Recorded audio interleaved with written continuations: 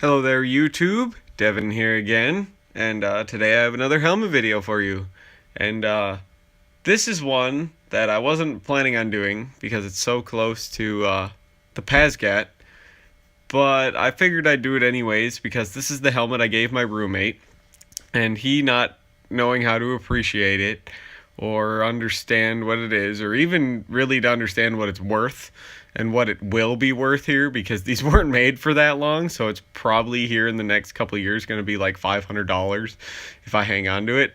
So but this is the United States Marine Corps lightweight helmet, as it's called, and this is the Mark II version. And it's pretty much a Pazgat, same shape and everything like that, same materials.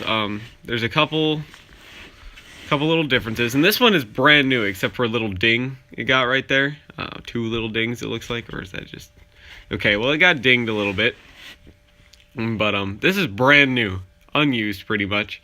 So including the chin strap and everything in it, and there's two versions of this helmet. All right, and the first ones are a lot rarer than the second pattern one, which is this one. But the easiest way to spot the difference between the first and the second pattern helmets, without getting to look at the inside, is the fact that there's a screw missing right here in the back.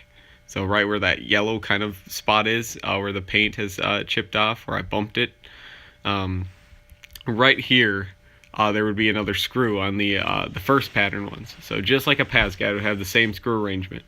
But the easiest way to tell them too is the color. It's kind of a brighter green than the Pazgat. So other than that, they're pretty much the same exact helmet. The liner system is a little bit different in both of these compared to the Pazgat, but I'll bring it up here just to show you. Bring the Pazgat up here just to show you some of the similarities between the two. See how I'll get the chin strap out of the way on this one. See how they're pretty much the same exact helmet. Now both of these are in size large, and you can see where they'd be hard to tell apart, because these are actually both made by the same corporation. So everything's in the same spot. They're probably made on the same mold, to be honest. So, but one on the right is a lot older than the one on the left. So, and the Marine Corps didn't want to sacrifice coverage, because sacrificing coverage means sacrificing protection.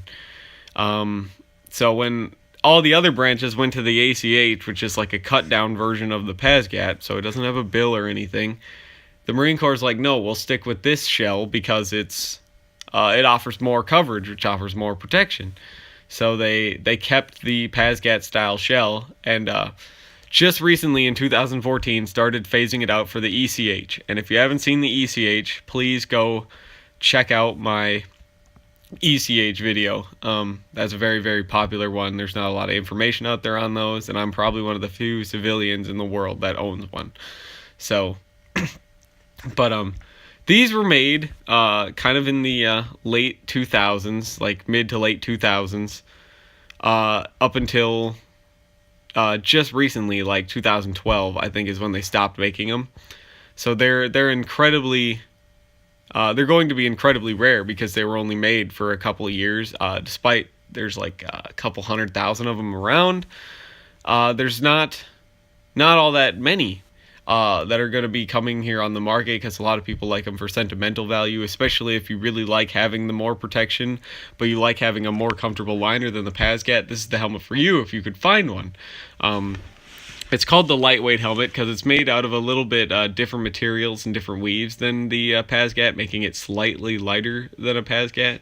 It does feel a little bit thinner than a Pazgat. I'm not sure if that's true or not, but when I put them up here and compare them bill side down, you see that it looks a little bit thinner, and I don't know if that's because it's actually thinner or because the Pazgat just has a chunkier rim. So I'm sure somebody can correct me in the comments on that. But while we're here, we'll get to the chin strap, though. It's kind of just like the Marine Corps, you gotta brand everything. So they went for an X-nape chin strap, which I like a lot more than the Army and the Air Force's H-nape chin strap. The Navy uses the X-nape chin strap as well, and the H-nape chin strap. But as you can see, this is got the Eagle Globe and anchor on it, on this black synthetic leather. It's made out of marine green nylon. The helmet is painted marine green as well. There is some later versions, like the early parts of the Mark II, that are painted in what's called mud brown, which is kind of like a tan 499 color. It's not quite as dark as Coyote Brown. It's got a little bit more gray in it, I think. But this is your standard like 4-point chin strap. It's adjusted with slider buckles. It's got these kind of nice cheek pads on it, which I really like, that the ACH doesn't have. I like these cheek pads. It's got elastic keepers for all the tails of the webbing. The buckle feels a little bit flimsy. To be honest, it's a little bit small, a little bit flimsy, but that's okay. I haven't had any failures on it or anything, or seen any problems with it. I'm sure there's some people out there that have had some problems with it though, and I'd very much like to know about that in the comments. But you can see here that it's got the same ACH pad setup. It's got the little Velcro disc in it and the 7 Team Wendy Zap pads in it. This is the Mark IIs. The Mark 1s would have, I actually have a Mark 1 liner, but I don't have a Mark 1 helmet. And the reason is because I put the Mark 1 liner here in my Pazgat. And because it's way more comfortable than the Pazgat crown pad. And it's this mesh crown with this kind of leather ring around it. And it sits in the helmet like this. So, and what it is it's held in place with the 6 screws, which is why the original ones have 6 screws, just like a Pazgat, to fit in all these holes. And it's adjusted with that piece of Velcro right there, and these little strings that run through the back that adjust the crown height of this helmet. And then around this band here, you would put like a Pazgat kind of style leather sweatband, and I like it a lot, actually. It's all made by Gentex. As you can see, there's the label. It says lightweight Marine Corps helmet, Gentex Corporation. It has all the numbers, size large, manufacturer 97427, lot number 06-45. So if you do have a Pazgat, I recommend you get one of these liners. You can get them off eBay for like $10 to drop in.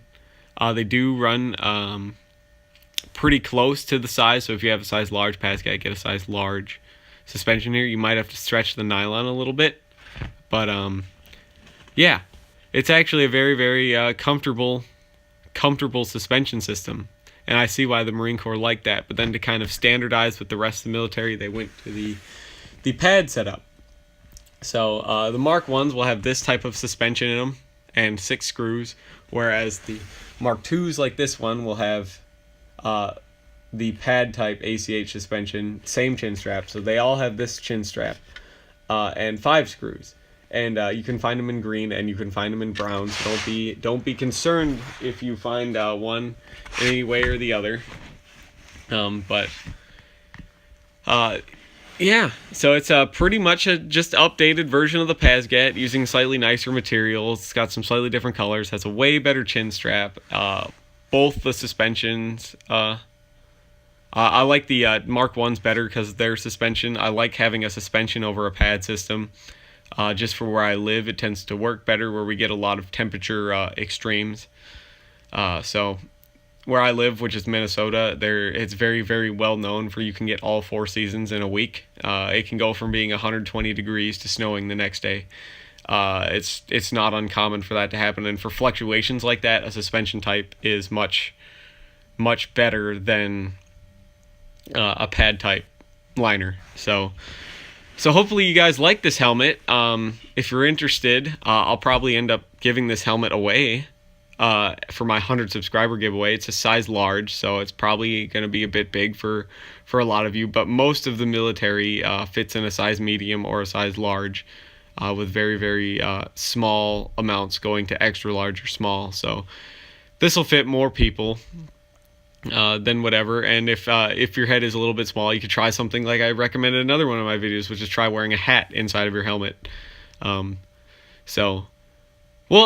for thought. So yeah, because I'm looking to get rid of the Mark II one here and get a Mark I style lightweight helmet. So that's why I'm looking to give this one away, or make me an offer on it in the comments and we'll work something out. So till then, I will see you guys in the next video. Please leave a comment if you have any questions or concerns or suggestions for future videos, or if you would very much like this to be the giveaway for 100 subscribers, because I will seriously do that.